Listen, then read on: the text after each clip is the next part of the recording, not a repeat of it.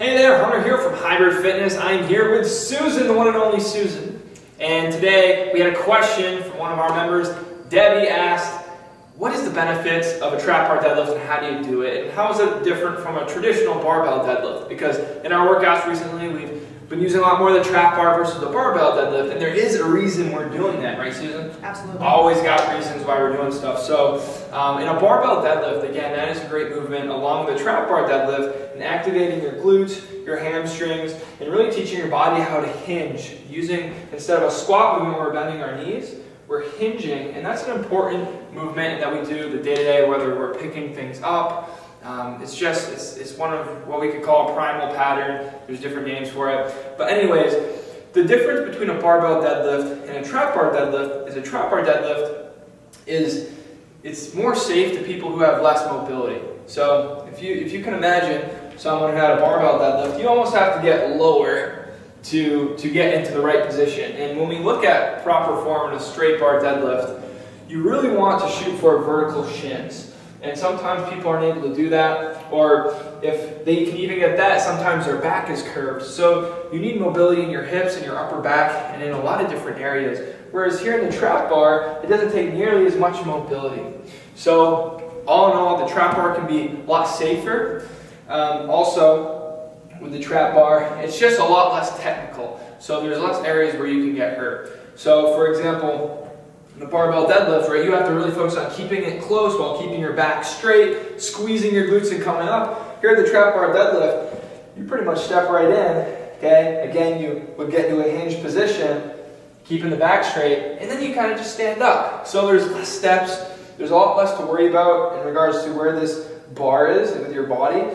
And by having the handles here to your side, it naturally keeps your torso more straight. It's really hard for people who are taller or have longer limbs to do the traditional deadlift sometimes as well. So this is just better in a group setting.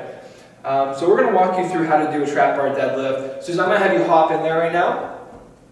Dude, there she Literally? did. She did it. All right, so I'm going to have Susan have her feet about hip width apart. Looks like we're good. All right, so we're going to bring Susan into a hip hinge movement. With the trap bar deadlift, sometimes you can feel like it's similar to a squat. And in a squat, what we do is we kind of bend our knees and we have our legs, see how, go back into the squat, we have our legs at a 90-degree angle, just like that. So it's not a squat, it's still a hinge. So what I say to get into that hinge position is don't bend your legs. Actually I'll have Susan do it, so keep your arms straight. No, don't bend your knees at all. And bring those hands down to your knees, but don't bend the knees. Boom. So now once you reach your knees, at that point you can start to bend your knees. Boom, so now what we're noticing in this hip hinge position is her hips are higher than her knees. Now all I want her to do is push her chest forward, okay, and then she can drop her butt slightly. Good, and now I'm gonna have her squeeze her glutes, drive through her heels, and exhale up. Good, so at the top, she's gonna not overextend, she's gonna stand straight up and squeeze her glutes, and then same thing down, she's gonna inhale and reverse that motion. Good, squeeze the glutes up. And right back down. Awesome. Let's do a few more. Exhale up. So you can go right back down. Keeping that nice flat back. Her glutes are engaged. Her heels are on the ground. And her knees aren't caving in or out. Awesome. And go ahead and you can drop that.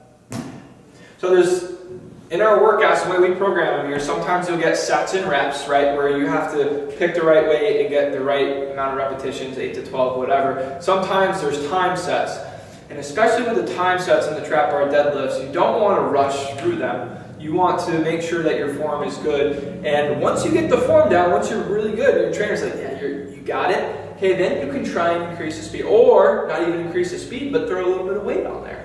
Okay, but as long as you do that safely with proper form, you should be all right. Hopefully this video is helpful. Was this helpful for you, Susan? Absolutely. Awesome. So hey, if you like this video, like it below. If you have any other questions, just comment, write what you got down there. We'll take a look. And yeah, we hope you all have an excellent day.